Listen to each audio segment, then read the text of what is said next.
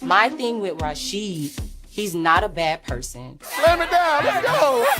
Just how he is reminds me of a narcissistic person that I dealt with for a long time. In this video today, we're going to be looking at how narcissistic abuse affects you when it comes to triggers and you trying to date after dating a narcissist. Denise gives us a really good example of how from the very get-go when she first met Rashid, you sense and see the difference in reaction and response to Rashid.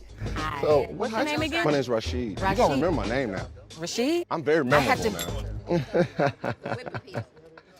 Rashid came off kind of cocky. Like, that's not a good impression.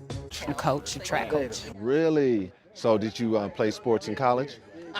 I went to Grambling on a 4-year scholarship. Okay, And shot put. HBCU, okay. I All see. day.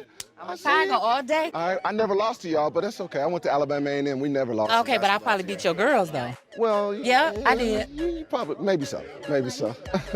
Now what we see is she doesn't know anything about this guy really, but she's already looking, she's already sensing, she's already guarded. You are, man. Uh-oh. I got it, thank you. What you see here is Denise has the reaction that says something isn't right. I don't feel comfortable around this guy. And you see it in her presentation. Now, this doesn't mean that this guy is a narcissist. This does not mean that Rashid is even demonstrating narcissistic traits. But what happens is the effects, you are much more hypervigilant. You are much more sensitive to energy. You are much more sensitive to small behaviors, comments, little things, but also you can be easily triggered by a comment made. You can be easily triggered by maybe a scent, a cologne that reminds you of that individual or reminds you of a situation you were in with that person. You can be easily triggered by simply someone's quite cocky arrogance. Rashid came off kind of cocky. Like, that's not a good impression. It's almost like your radar is hypersensitive now to making sure you detect and spot little things. You see that there's a kind of attitude that Rashid has that rubs a few ladies up the wrong way. I wasn't feeling him either. Rashid is dry. Just the pretentiousness is, oh, I was shopping for pajamas at Nordstrom the other day. You know, come on. That would be a turn off for me if like it happened to me. I was at Nordstrom's in the Galleria buying clothes? my pajamas. Oh, wow. Hey. He's at Nordstrom's buying pajamas. I'll be right at Walmart. Target. Okay. But maybe for those ladies who haven't actually dated a narcissist, they just see it as, oh my God, he's a bit pretentious and, you know, he's a bit arrogant and a bit cocky and a bit of a show off. Playing like with my hands. I'm not really good with the stick. So we can play anytime. Yeah. Just So not with sticks. I have a pool table.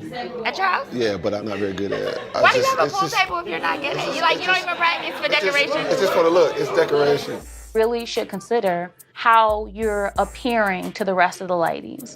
For someone who's dated a narcissist, they may read that information as be careful, danger. They may see it in a very different light because of their experience. Because I don't think Adriana has had enough experience to understand my perspective. They may see this as, oh my God, these are some of the signs that also remind me of who I used to be with, who was a narcissist. Maybe you need to know my story. I've been in a relationship with a man who is a narcissist, and I almost lost my life. I was missing for 4 days. So yeah, certain things he said, might be a trigger for me. So they read the situation very different to what we see here with the other women who say, look, he's a bit pretentious, he's a bit of a show off. I wasn't feeling him either. Rashid is dry.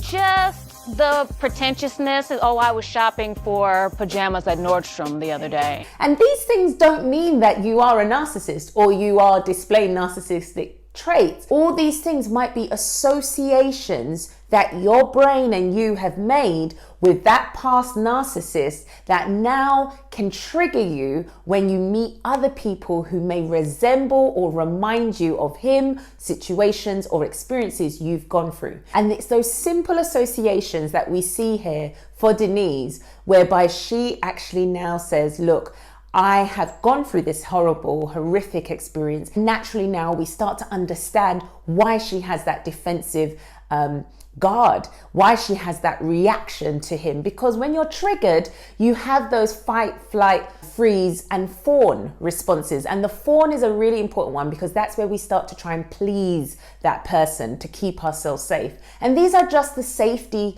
and defense mechanisms that we use when we are trying to survive something that feels very dangerous. So we see here she's having to take the time, as we see, to assess the situation. Obviously, the elephant in the room was about you and your perception of me. I never said that you are. I don't think you are a narcissist. I said you have narcissistic traits that would trigger me from my past. Now, I hope this video was really helpful. If you are somebody who's ever gone through the experience of dating a narcissist, let me know in the comments below some of the things you found really helpful in being able to escape that relationship, or what are some of the things that are triggers for you today. Remember to hit the like button, and of course, click that subscribe button and the bell so you never miss a video that I upload. Take care and God bless, guys. Bye.